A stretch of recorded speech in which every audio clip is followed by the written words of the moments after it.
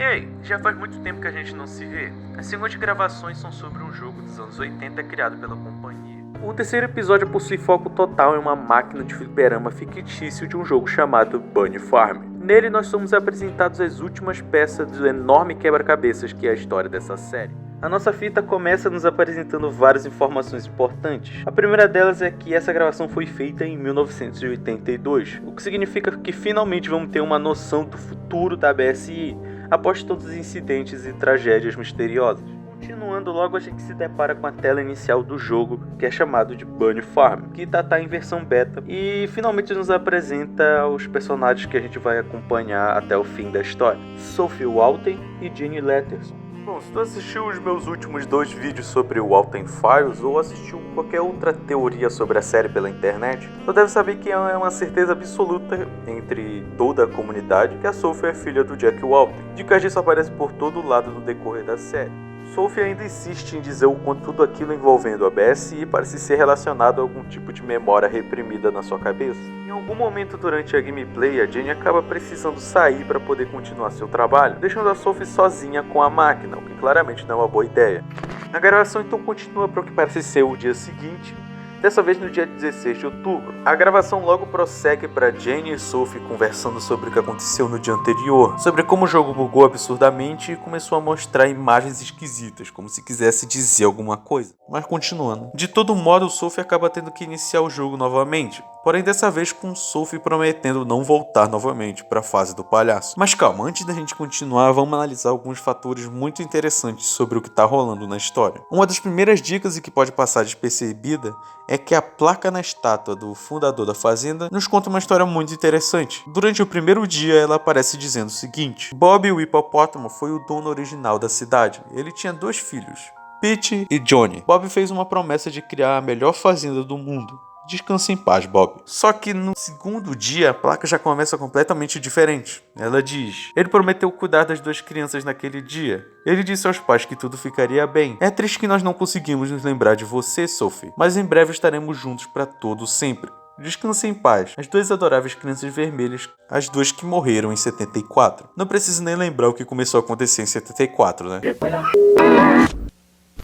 O jogo então retorna Sophie para o mapa exterior da fazenda, que agora aparenta ter mais algumas mudanças, como a falta de alguns animais que antes estavam ali, e a música que agora está muito mais lenta. A gravação então começa a dar pequenos saltos, até o momento em que a Sophie decide dar uma olhada na placa com as instruções. Ela vira algumas das páginas, que originalmente eram 3, assim como apareciam anteriormente, e repentinamente ela agora possui acesso a uma 4ª página, que parece ter sido escrita manualmente em uma página com a logo da BSI. As outras 6 páginas aparecem completamente censuradas, até que enfim, na 7ª, nós podemos ler alguma coisa. Nela diz: 30 de outubro de 1964, Félix está estranho ultimamente. Ele está bebendo mais do que normal. Eu tô bem preocupado ou preocupada com ele. Eu não sei o que fazer. Ele chegou em casa às 4 da manhã. Eu estava chorando, parecia imparável e estressado. Eu não sei o que fazer. Algumas outras páginas depois nós temos 2 de maio de 1974. Querido Félix, se você estiver lendo isso, eu não devo estar em casa. Eu sei que está bastante confuso. Eu também estou. O que você me disse semana passada me machucou bastante.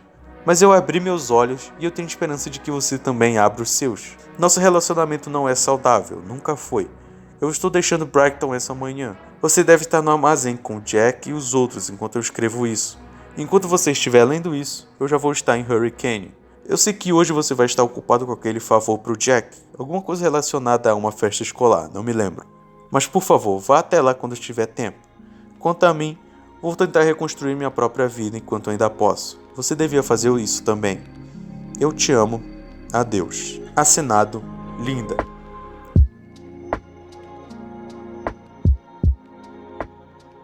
Enquanto folheia as páginas, bastante desconfortável com a situação, a Sophie comenta que talvez ela não devesse estar lendo aquelas coisas. Justificavelmente, se fosse eu no lugar dela já estaria tendo umas 15 crises de estresse pós-traumático só pelas coisas bizarras que ela presenciou até agora. Ela até tenta folhear com mais pressa as páginas de texto completamente em branco, aparentando quase não ter fim. Isso dura quase uns 10 segundos, mas finalmente aparece a tela de instrução que devia aparecer na versão padrão do jogo. Depois de um tempinho desse drama, finalmente voltamos pro hub nível inicial da fazenda, agora com mais algumas pequenas diferenças. Dessa vez é visível que alguns animais que antes estavam na área direita da fazenda agora desapareceram completamente, e que Holly, a moça equina charmosa, não se encontra mais no mapa. Olhando atentamente, a casinha que fica bem próxima onde ela se localizava, é possível notar um pequeno desenho de um carro com duas figuras vermelhas próximas a ele. Uma possível referência às adoráveis crianças vermelhas citadas na placa do prefeito? Quem sabe? Mas quem eu tô enganando? Muitos de vocês já devem saber o que isso significa, mas vamos ao menos fingir que isso é novidade, beleza? A Sophie então move o bom para a parte inferior esquerda da fazenda, indo falar diretamente com o Buzu, o que imediatamente inicia uma fase chamada Aniversário da Lily. A fotinha de apresentação do nível pisca brevemente, e um pequeno desenho do Buzu no estilo cartunesco do jogo aparece, possivelmente indicando que ele aparecia em algum outro momento ou simplesmente escapuliu dos arquivos por conta de um bug ou algo do tipo.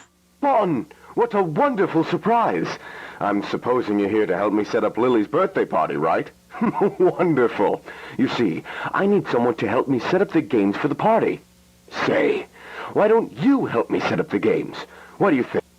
Bom, é um pouco claro que por trás de toda a amistosidade e empolgação dele enquanto anuncia o objetivo do nível, é possível perceber o rosto de alguém parcialmente visível na tela vermelha de fundo, algo que imediatamente desaparece após a tela escurecer e retornar a um ambiente bem sinistro. E eu digo sinistro principalmente por conta do rosto retorcido que aparece no lado superior direito da tela. E a musiquinha de parabéns pra você em versão de caixinha de música não facilita muito as coisas.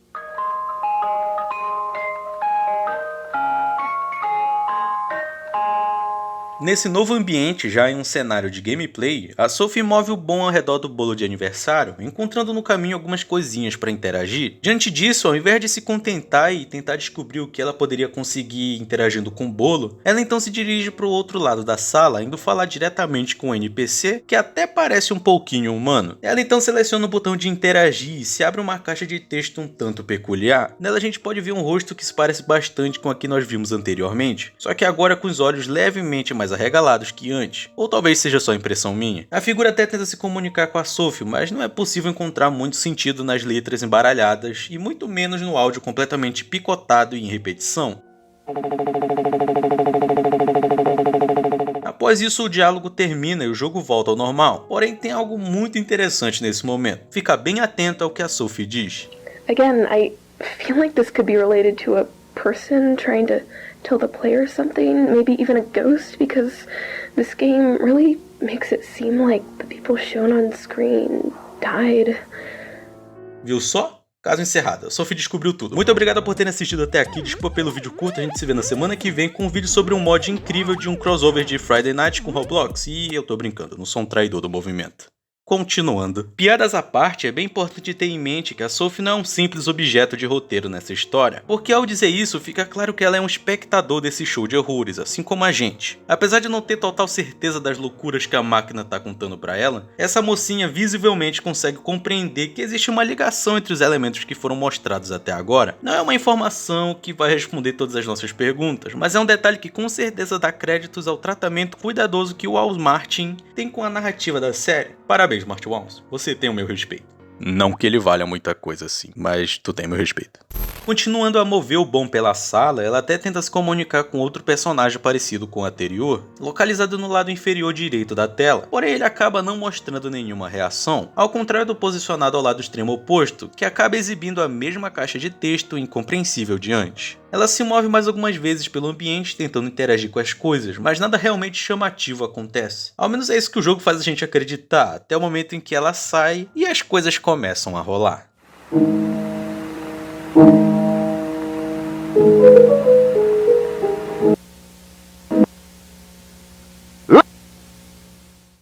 Ok, isso foi bem esquisito, mas nada que me obrigue a soar o alerta de emergência. Assim que a Sophie tenta mover o bom para fora do ambiente, a tela fica completamente escura, e a gente pode ouvir uma breve introdução de algum noturno em piano que eu não sou aculturado o suficiente para identificar. Em questão de segundos, a tela volta a ficar preta, e assim a gente vê o bom próximo ao sprite NPC do Buzu, que após ter contato, repentinamente se torna uma figura com corpo vermelho e rosto retorcido. A tela muda mais uma vez, e agora a gente tem o Buzu com seu design clássico. clássico, anunciando uma fala que possivelmente veio diretamente do seu modelo animatrônico de 1974. Após isso, segundos antes do minigame finalmente começar, em cerca de um frame a gente pode encontrar isso aqui. E, bem, de acordo com o que é possível ver na parte inferior, é um screenshot de computador, moderno até demais por sinal. Eu não tenho certeza do que isso significa, talvez seja só um easter egg da produção dos outros episódios que vieram a ser lançados após esse. Mas bem, continuando. Finalmente somos jogados diretamente na tela onde o minigame vai acontecer, sendo apenas uma versão digital de um jogo da memória, com os próprios personagens da companhia. O jogo então nos revela brevemente onde está posicionada cada uma, e logo todas se viram para que a partida comece. Sophie então move a mãozinha de seleção e começa a desvirar as cartas tentando encontrar os pares. A Sophie então encontra rapidamente as cartas da Chá, porém acaba se enrolando um pouco para encontrar a do Billy, que eu ainda odeio. E principalmente as do Buzu, justamente porque existem dois pares dele e pelo visto o jogo apenas reconhece um padrão específico para cada um. Quer dizer, isso até que poderia ser uma boa explicação, caso a gente já não soubesse que o jogo tá bem doidão.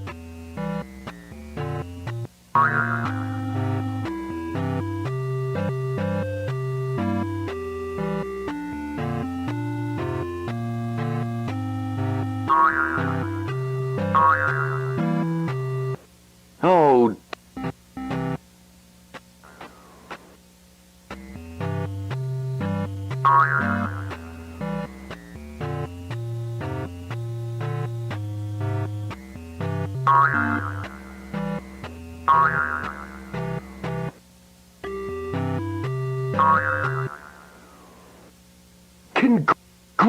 Congratulations! You're very good at this. Right, it's time for the real game. Let's play Spot the Differences. This one's a bit hard, but look at this image. Look at this image.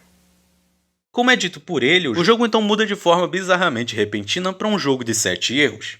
O Buzu diz que dessa vez o jogo real vai começar e que esse é um pouco mais difícil que o anterior. Primeiramente nos é apresentada uma imagem do Peach, o hipopótamo, próximo a uma árvore, com alguns errinhos aqui e ali, nada demais. A próxima imagem, por outro lado, a gente vê um Bon com um estilo mais parecido com o design animatrônico dele. E como dá pra ver, tem alguém paradinho lá atrás. Alguém com uma silhueta bem familiar, esse formato da cabeça por causa do cabelo não engana ninguém. E possivelmente essa figura seja o próprio Jack Walton, um estilo parecido com o que a gente viu aparecer durante a segunda fita. E isso aparentemente não se trata de algo original do jogo, até porque quando ele é selecionado, diversas linhas de áudio do Buzu começam a tocar ao mesmo tempo. E alguns glitches visuais acontecem também. Na próxima imagem, dessa vez se trata de uma ilustração do Billy brincando com alguns brinquedos. E apesar dele estar bem fofinho nesse desenho, eu ainda não gosto dele. E aqui existem algumas diferenças que claramente se tratam de signos importantes, como por exemplo os dois bonequinhos que antes eram verdes e sorridentes, agora estão vermelhos com uma expressão triste. E o que se encontrava na mão do Billy passou de azul para uma cor preta. E isso não para por aí, a Sophie move a mãozinha de seleção pela ilustração tentando selecionar os botões alterados do palhaço. Porém, assim que ela seleciona os dois bonequinhos vermelhos na área inferior direita da imagem, a foto de um homem aparece na tela. De um lado o rosto está normal, parecendo uma fotografia, porém do outro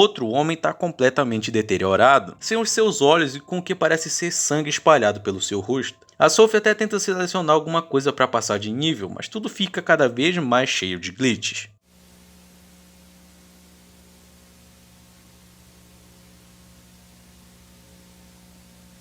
No, that's not the difference. That's not the difference.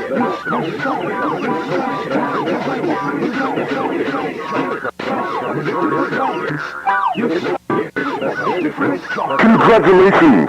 You completed my game. Now, time for the prizes. É, eu sei, completamente bizarro. As faixas de áudio do Buzu começam a ficar uma por cima da outra, tornando impossível de se compreender algo com coerência. E além disso, é possível ver que as imagens do jogo dos 7 erros também começam a surgir e se sobrepor uma em cima da outra. O completo caos dessa cena dura pouco, pois logo em seguida surge o modelo do animatrônico original do Buzu, que foi usado em 74, agora com partes de sua roupa de apresentador de circo completamente deteriorada, o que sugere que essa imagem foi tirada muito tempo depois do projeto de realocação. O período em que os animatrônicos originais ficaram apodrecendo sozinhos no bunker K9. Ele então parabeniza o jogador por ter completado o minigame, e assim a foto daquele mesmo homem agora surge cobrindo seu rosto. Bom, a esse ponto da série a gente já sabe o que isso significa. O rosto de alguém posicionado por cima de um animatronic significa duas coisas. Ou que a pessoa foi morta pelo animatronic, ou que ela foi colocada dentro dele de alguma forma. Como por exemplo com as dicas sobre o destino da Rosemary na Char e a da Susan na Benny. O jogo então retorna para o que parece ser o ambiente escuro onde antes estava acontecendo a festa de aniversário, só que agora a Sophie está controlando um Buzu com o design do jogo e sem o seu rosto. A gente pode ouvir mais um pouco do noturno que tocou na primeira vez que a fase foi visitada, enquanto o Buzu caminha de um lado para o outro. Vendo que não há para onde ir, Sophie então move o personagem em direção à mesa com presente posicionada no centro da sala, e assim mais coisitas estranhas acontecem.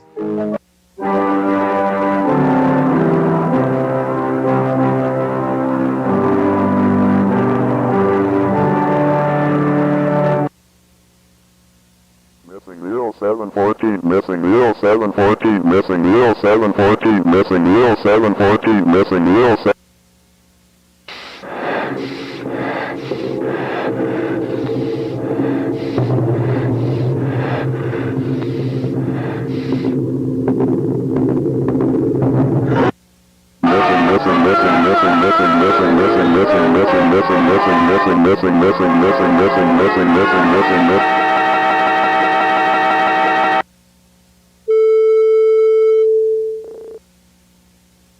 A coisa tá ficando cada vez pior. Após o Buzu pegar o presente da mesa, a música do piano então é interrompida pelo som de um órgão à medida que um rosto retorcido aparece na tela, repetindo alguma coisa que parece ser uma sequência de números e a palavra missing. Porém, ativando a legenda, é possível ler a frase desaparecido 14 de julho de 1974. A mesma coisa acontece após o rosto do Buzu aparecer com os olhos e a boca do homem que aparece na foto seguinte, já que apesar de não ter som algum, a legenda diz a frase "Eu não lembro do meu rosto".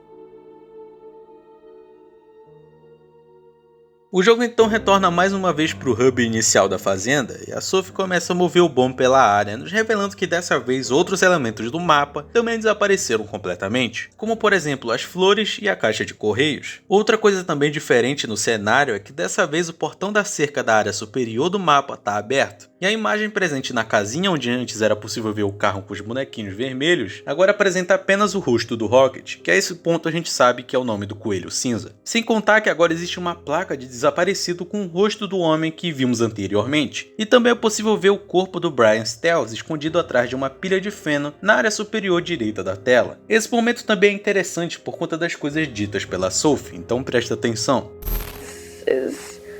Kind of starting to make more sense to me. I mean, as much sense as something like this can make. These are all faces of people that I think I knew when I was younger. I knew these people and for some reason my brain just forgot about them or what happened to them. I doubt they're alive anymore. I mean, maybe they are, but it's unlikely because I would have heard from them by now. And this game really tries to make it seem like these people died. Not in very pleasant ways either. I really don't want to think about it anymore, but Jesus.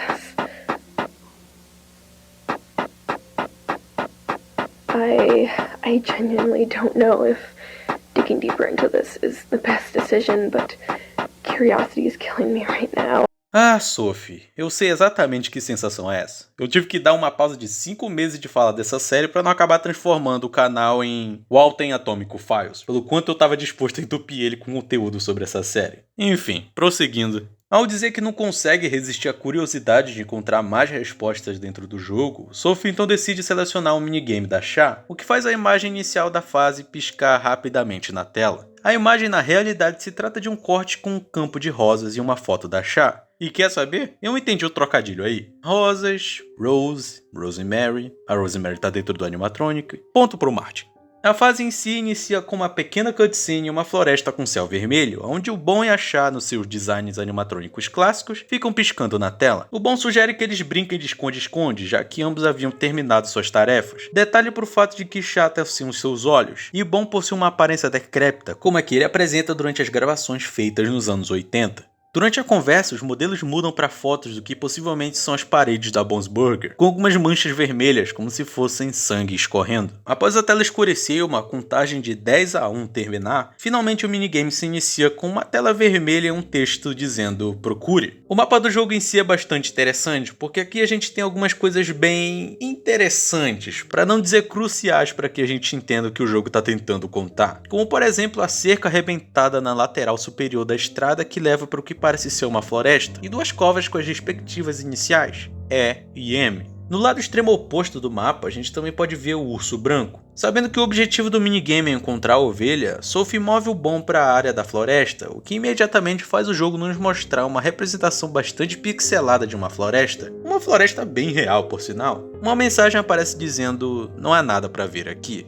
De volta ao mapa inicial da fase, o urso branco já não se encontra mais no canto superior esquerdo, e do outro lado agora as covas foram abertas, revelando duas figuras vermelhas no local. Sophie então seleciona o prédio rosa, cercado por flores vermelhas que anteriormente estavam amarelas. Na área interior do prédio, o jogo nos mostra um jardim. De longe, debaixo da sombra das árvores, é possível ver uma figura parada, se parecendo muito com o animatronic da Chá em sua versão quebrada. Uma mensagem aparece dizendo "não há nada para ver aqui". Retornando ao mapa principal, agora é visível que bem próximo à cova das duas figuras vermelhas está o Rocket, parado ali sem fazer nada. Olhando atentamente para os prédios do local, as flores vermelhas dessa vez se encontram ao redor de uma casa marrom. Entrando lá, o jogo nos mostra uma fotografia de um galinheiro. Nesse local não tem nada de muito interessante, tanto que até mesmo a própria Sophie apresenta uma grande dificuldade em finalmente selecionar um bolo de pixels brancos que rapidamente se revela ser a própria Chá escondida, que logo anuncia ter sido encontrada, fazendo assim uma imagem dela completamente desmontada de uma forma muito semelhante a como Rosemary ficou após ter sido desmembrada pelo Bom. O jogo então obriga a Sophie a retornar até a área do jardim, onde a Chá, em seu modelo clássico, diz ter se divertido com a brincadeira e sugere que agora é a vez do jogador se esconder. Após dizer isso, a contagem se inicia novamente.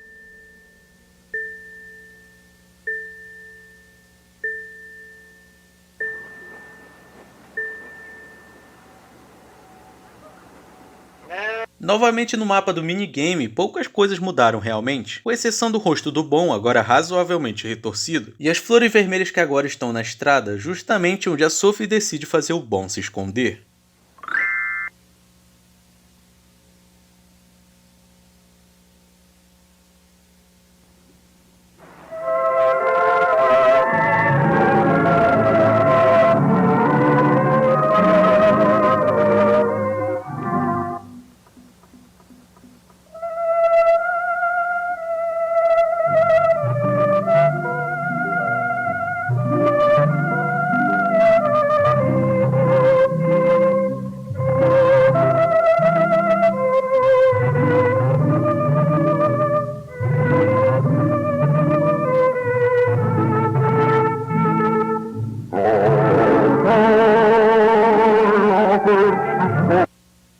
Am I still beautiful to you, Sophie? I know you. Found you.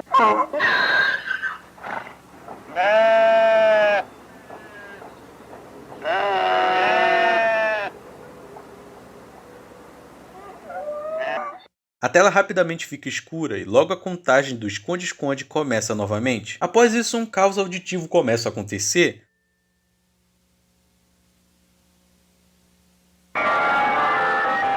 Dessa forma, finalmente a gente pode ter uma visão razoavelmente melhor da foto original, de onde as imagens das paredes foram retiradas. O canto central ainda parece escuro, e repentinamente a parede do lado direito fica manchada de sangue, e uma imagem cobre o centro. Na imagem a gente pode ver a Chá com um design muito parecido com o que a gente viu na fita de tour dentro do bunker, porém com um rosto humano, muito possivelmente o da Rosemary, completamente retorcido e com a boca coberta por uma barra preta. Ao lado dela está escrita a frase: "Espera um pouco, você não pode entrar nesse nível ainda. Primeiro você precisa..." É impossível ler o resto do aviso, já que ele está visivelmente censurado. E em meio aos gritos de dor e desespero de uma mulher, analisando a legenda a gente pode ler a frase: "Desaparecida, Rosemary Walton. Última vez vista, 19 de julho de 1974.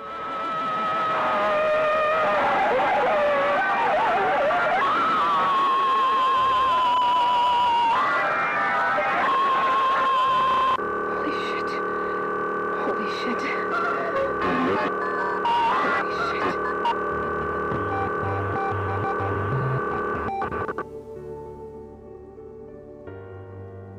O jogo então volta sua atenção para um ambiente extremamente escuro, onde o nosso único foco de visão é um poço com olhos na sua cobertura. O poço então olha de um lado para o outro, repetindo algumas vezes esse padrão, até enfim parar encarando o jogador, enquanto a figura de um urso branco com um sorriso bizarro começa a emergir ao som de uma música dos anos 30 retorcida. A música então é repentinamente interrompida e o urso anuncia o porquê dele estar ali. Come one and come all. Welcome to my magic fountain of memories. Step right up and enter your most repressed experiences and get ready to be amazed by my magic.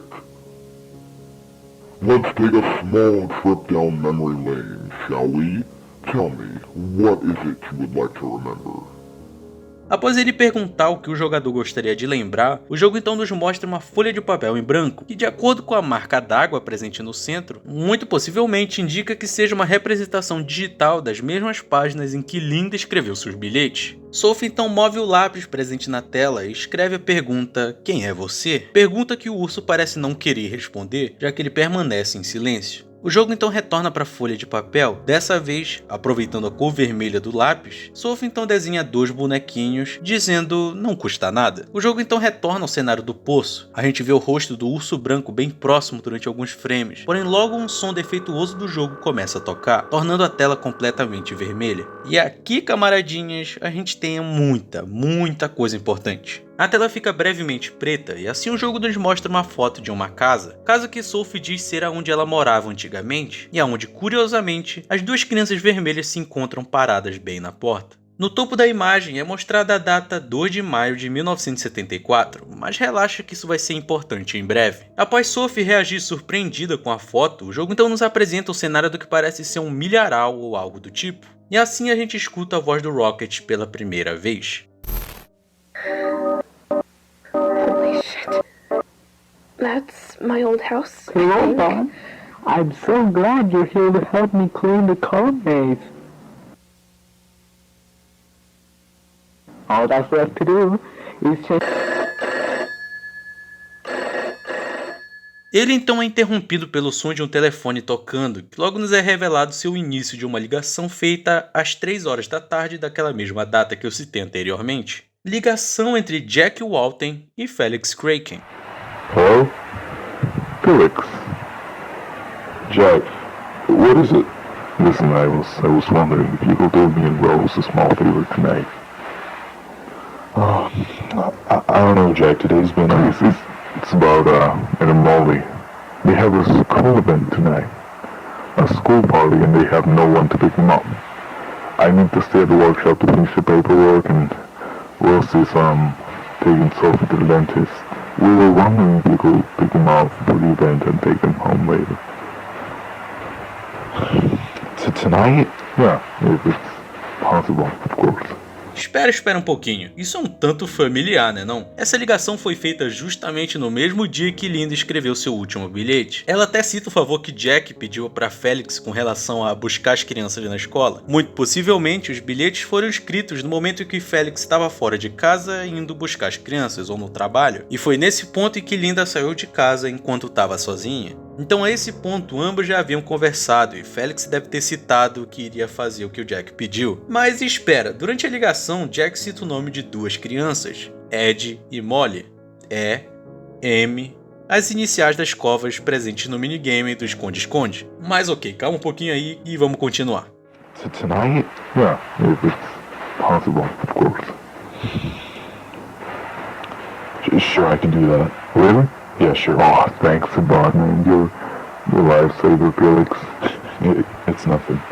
Alright, so, I'll pick them up at 5 and get them home at 9. Rose should be home by then. If she's not, you call me. Got it? Got it.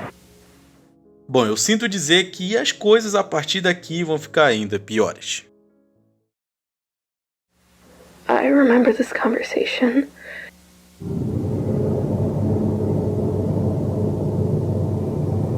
Be wary, for this memory seems to be buried deep within your mind. You must find them, Sophie. O jogo então muda para um cenário de uma fazenda completamente escura, onde Sophie começa a mover o bomb por aí. Sophie nesse momento aparenta estar completamente ansiosa com toda a situação, cogitando até mesmo parar para poder respirar um pouquinho. Mas também, quem pode julgar ela? Todo mundo acaba enfrentando os próprios traumas em um videogame. Todo mundo. Enfim, ela então comenta que não esperava nada disso que está acontecendo, porém também revela estar surpresa por conseguir juntar as peças e compreender o que o jogo está tentando dizer, reconhecer os rostos e lembrar das pessoas que apareceram durante as cenas horríveis. Ela move o Bon pela área, curiosamente cercada por vários pés de milho, talvez referenciando a foto mostrada durante o discurso do Rocket, durante a viagem das memórias, quem sabe. E eventualmente acaba passando próximo a uma máscara branca, bastante interessante, posicionado em cima de uma pilha de feno, e também de um animal vermelho que não apresenta nenhuma reação. Nessa mesma região, no lado esquerdo, é possível ver o sprite do urso branco se movendo de um lado para o outro, segurando uma caixa de presentes que ele logo deixa no chão pouco antes de se retirar. Sophie então move o Bon até o presente, revelando ser um folheto de um festival de primavera ocorrido na escola de Brighton no dia 2 de maio de 74, como indica na legenda do vídeo. Assumindo o controle novamente, a Sophie move o Bon de volta para o corredor esquerdo do mapa, não exatamente esperando ser acompanhada pelo urso branco que surge do nada e a segue por todo o caminho de uma forma bastante estranha, até enfim desaparecer. Bon então se move para o centro da área inicial do mapa, aonde, bem, isso acontece.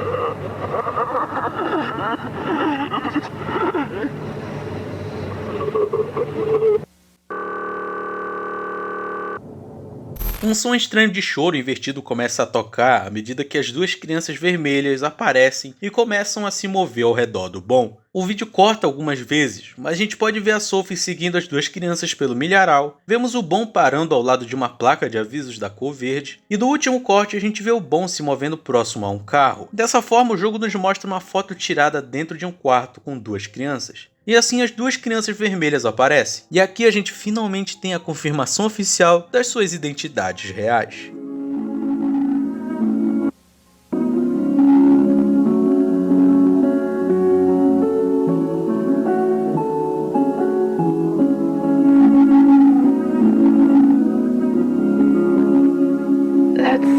Ed and Molly. That's Ed and Molly.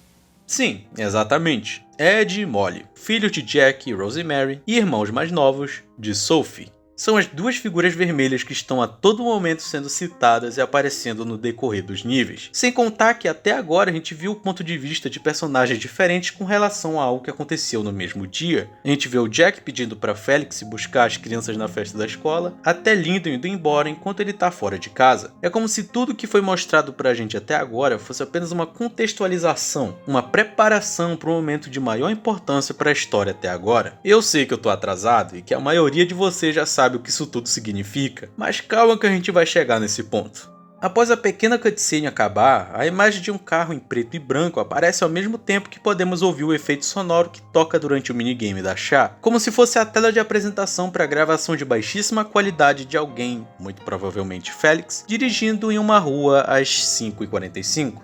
Nada de realmente extraordinário acontece, e logo o Bon é levado para o cenário da escola onde iria acontecer o festival. O ambiente está completamente escuro, mas a gente pode notar a presença de algumas coisas como balões e folhetos de festa no chão. O Bon se move algumas vezes pelo cenário procurando alguma coisa para interagir, porém em certo momento um modelo pixelado do Rocket surge caminhando do lado esquerdo da sala. Ele se move ao redor do Bon algumas vezes, até que repentinamente para e pede que o siga. Peraí, eu já vi isso em algum lugar. É importante notar que essa cena ocorre durante as 9h37 da noite, tecnicamente passando do horário que Jack pediu para que Felix fosse levar as crianças para casa, o que explica o fato de ter poucas pessoas presentes no local, sendo representadas por figuras escuras que não interagem. Sophie então move o bom para o lado esquerdo do mapa, onde Rocket aparece novamente, a chamando para a área inferior da sala. Naquela direção, Sophie acaba encontrando o que aparenta ser um beco sem saída, isso é, antes de atravessar a parede e surgir do outro lado controlando as duas crianças.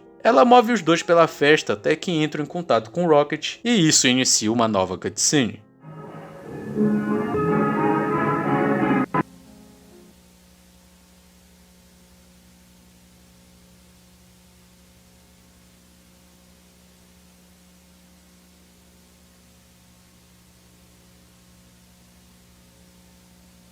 Após isso, Sophie move as crianças pelos corredores da escola, procurando algo ou alguém com que possa interagir, recriando sem saber a cena em que os dois saem à procura de Felix. Em certo momento, os dois caminham próximos a uma área razoavelmente mais populosa que os corredores anteriores. Dá para perceber várias mesas com copos de bebida como se fossem adultos conversando. Eles exploram um pouco mais o ambiente, acabando por se aproximarem da entrada de uma sala indicada pelo jogo como zona de bebida. E é ali que eles encontram Felix, sentado próximo ao balcão, completamente cercado por bebidas. Eles se aproximam e é possível se ouvir uma voz retorcida dizendo algo que pode ser compreendido caso o áudio seja acelerado.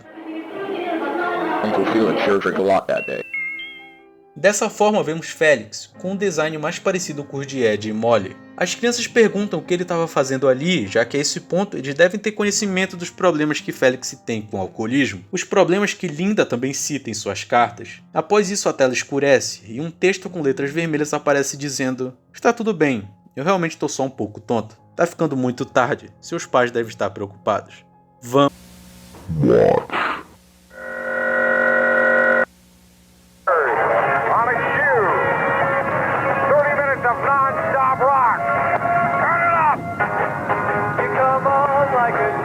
How much is left till we get home?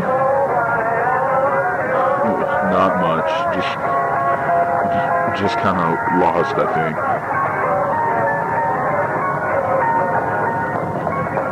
Uncle Felix, what are you drinking? M-Y-Q. Our teacher says drinking is not No. I'm just feeling dizzy. It's not that big of a deal. All right. Number Dave 531. Flowers 522-4343. I got a zap coming up. Rolling. Go. I want to go home. Molly, we're almost there. Don't you think you're driving too fast? Listen, I'm just trying to get you to home quickly. All right. Zap coming right now. Angel 10 proceeding. Look, I'm sorry. I'm not feeling too good right now. I really just want to lay in the bed and go to sleep. Air conditioner. It's all right. We get that today wasn't the best for you. We understand. Everything is gonna be okay. Thanks, Molly.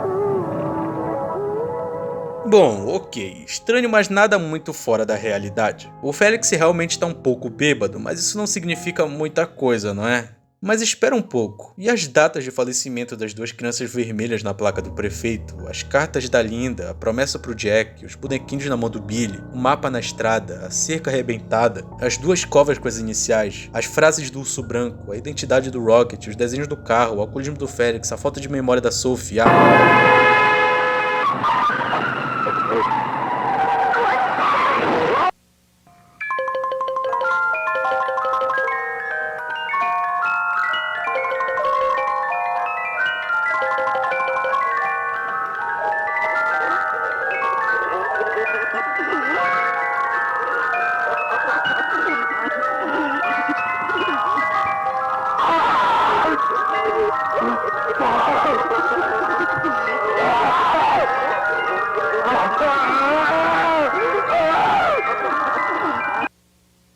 Após isso, o rosto do Rocket surge cobrindo toda a tela. Não há mais músicas, gritos ou choros, apenas o silêncio mórbido da tragédia.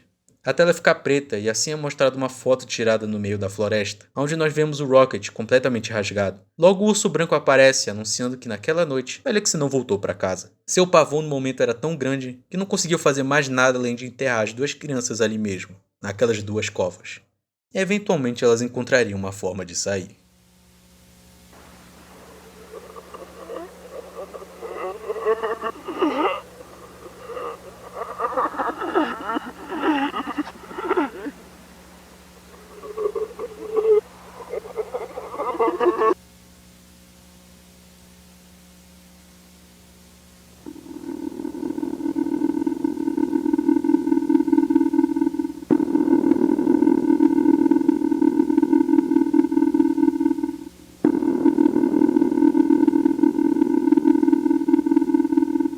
A tela escurece e nós conseguimos ouvir o mesmo telefone da primeira gravação tocar novamente. Dessa vez a secretária eletrônica indica que existem 25 mensagens gravadas. A máquina dá o bip e assim escutamos a voz de Jack, preocupado e tentando compreender o que aconteceu.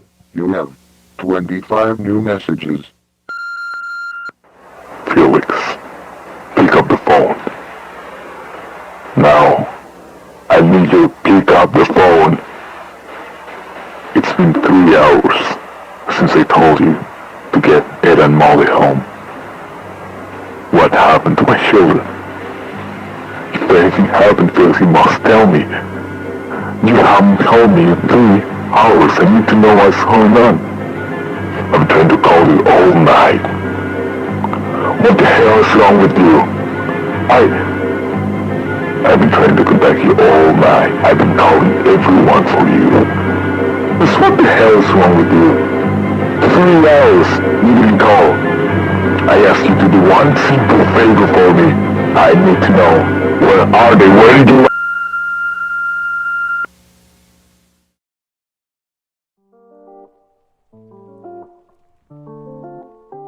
Bom, esse é o episódio 3 de Walten Files. Foi um caminho bem longo até aqui e eu tenho plena consciência do tempo absurdo que eu demorei para lançar essa segunda parte. E quer saber? Na minha opinião, essa espera valeu a pena. Desse intervalo de 6 meses, a comunidade ao redor desse análogo horror cresceu absurdamente, e é muito bom ver que o próprio Martin Wallace é muito engajado na produção dos episódios e na interação com o público. Tal carinho e dedicação que é muito notável aqui no Bunny's Farm. Eu não vou entrar em muitos detalhes sobre o quadro geral desse episódio, já que, como eu disse no primeiro episódio da terceira parte, ou primeira parte do terceiro episódio, eu ainda pretendo fazer um vídeo adicional para explicar a cronologia de cada fita e tapar os buracos que se formaram com o passar do tempo. E na real, com o lançamento desses novos episódios vai ficar bem mais complicado tentar bater o martelo e estabelecer uma teoria absoluta para essa série. No entanto, analisando esse mega episódio como um ponto final da nossa querida primeira temporada, a gente pode confirmar algumas coisas bem importantes e que realmente colocam ainda mais peças nesse quebra-cabeças enorme. A primeira delas é a confirmação de que Sophie é de fato filha de Jack e Rosemary, porém não a filha única. Pelo visto, Sophie é a filha mais velha entre 2 outras crianças, Edward e Molly Walten, seus irmãos mais novos. O estranho aqui é que não fica explicitamente claro se a nossa protagonista se lembra desses 2 elementos importantíssimos do seu passado. Na realidade, é possível se acreditar que ela não se lembra de absolutamente nada da sua infância, condição facilmente justificável à medida que Sophie pode ter desenvolvido uma amnésia dissociativa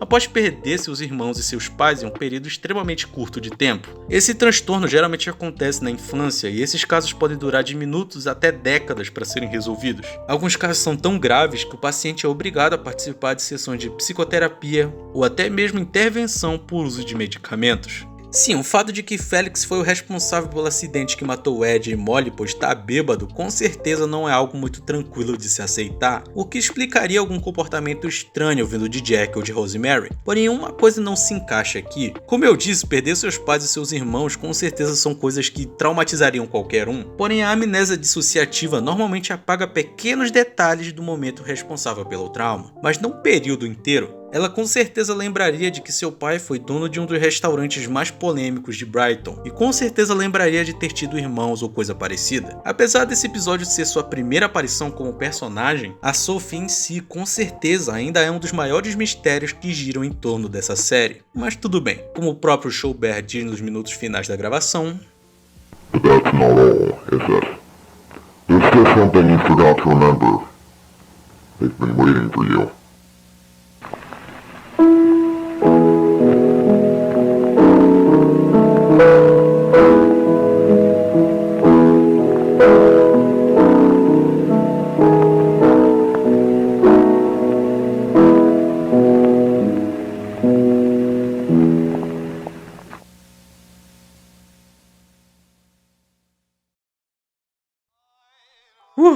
demorou, mas saiu. Eu não acredito que eu finalmente tô falando de Volta em Fase de novo. Muito obrigado por ter assistido até aqui.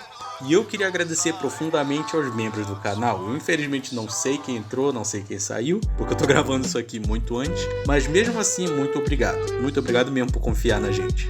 Com relação ao vídeo da próxima semana, eu ainda não tenho certeza se a gente faz logo em seguida o próximo vídeo de Walter Files ou se, deixa pra falar de outro tema e o Walter Files deixa pra depois. Não sei, tô no embalo de Walter Files, mas é vocês que decidem. Novamente, muito obrigado por ter assistido até aqui e a gente se vê na semana que vem.